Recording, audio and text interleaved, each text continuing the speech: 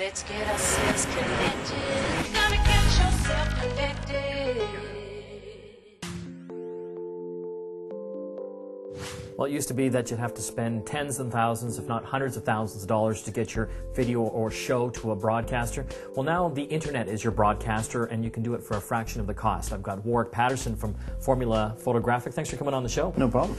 So you're going to show me how all the gear I have here, tens of thousands of dollars worth, and all the editing gear can be done with something as inexpensive as a laptop and, and a handycam. Exactly. Everything on this table, you can produce online video. Well, what I want to show here is basically, just some of the basic steps on how to get a video up and going and then get it distributed to via, I guess, a podcast or some of the other video sharing sites. Sure. So where do we start? Well, first you got the equipment. You can have a desktop in your office or a laptop like this, which is really portable. And camera gear, you can do everything from a little tiny $500 camera like that, or even cheaper sometimes, to full HD equipment if you wanted to. And so, say we shot a little fun video, you could shoot your employees, little interviews, behind the scenes at your business, or just your friends on vacation. And so you got the footage on tape, Yep. and you want to get it into your computer. So this is a FireWire cable, and we go FireWire into the computer. And you can use software like Final Cut Pro is fairly standard. It's For the Mac. Yeah. Yeah. It's quite advanced, so there's a bit of a learning curve. So on the Windows side, for example, it comes with Windows Movie Maker, and that would be good enough to put together some video and put in some fades and things like that. Yeah, exactly. And right now we're using Final Cut, but pretty well most video editing software for both Mac and Windows do the same thing. Same sort of thing, yeah. And so then we hit capture, and you can see the footage. Oh my God, they're seeing the... Nice and shaky, the behind the scenes. Yes, the magic. And then just start, it's really easy, start clicking and dragging those things to the timeline where everything gets laid out. And so for a business, I mean, you said this could be interviews with employees about how things are going. Could even be product videos or even some basic training videos if you wanted to do something inexpensively. So once we have it all laid out here, I guess the next step then, put in background music and stuff, but then you, what's called encode it into a specific video format. Yeah. And that's probably the messiest part of the whole process, is finding out the best way to encode it. There are presets now in most software, so you can say output to Windows Media or output to iPod.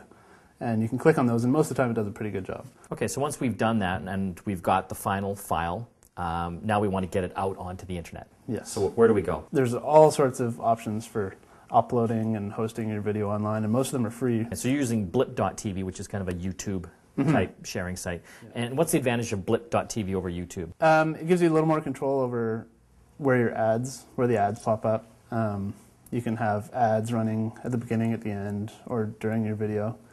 It gives you a little more information about where your hits are coming from, where your views are coming from. And so what about things, we hear about podcasting, video podcasting.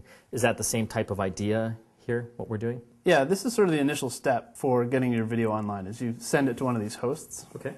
And then the question everybody says is, how do you get it on iTunes? Yes. And that's... being the granddaddy of podcasting, whether that's audio or video. Yeah. And on the face of it, it looks a little complicated and exclusive, like, oh, you're on iTunes, it must be hard to get there. But there's a straightforward method that Apple lays out. This is how you apply and send your URL. The nice thing about Blip TV is it provides you the URL that you need. So right through Blip TV here, it'll actually create that for you? Once you've created your show in here,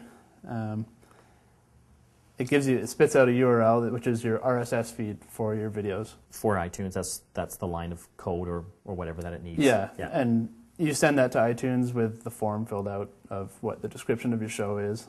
And iTunes just starts reading that URL every once in a while, and it'll find that you've uploaded a new video. Okay. And it automatically gets uploaded to iTunes. So I think a lot of people think it's pretty complicated, but it's not really. Once you figured out the process, it's really, really easy. Yeah. So the advantage here now, if you've got it up on YouTube or blip.tv, it then gives you that, it's hosting your video for you. Yeah. And then you can get that line of code where it is, and you can actually put that on your website and embed that video right on your webpage. Exactly. And do you have to be a rocket scientist to figure that out? Not really, no. No?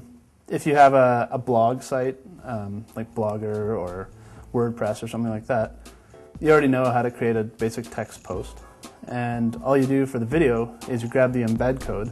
Cut and paste. Which is, yeah, embedding the code for that video, and you paste it into your blog post, and it'll automatically pop up. Well, I want to thank you so much for explaining this all to us. No problem. Warwick Patterson from Formula Photographic. You'll want to check him out if you're into getting video up on the internet.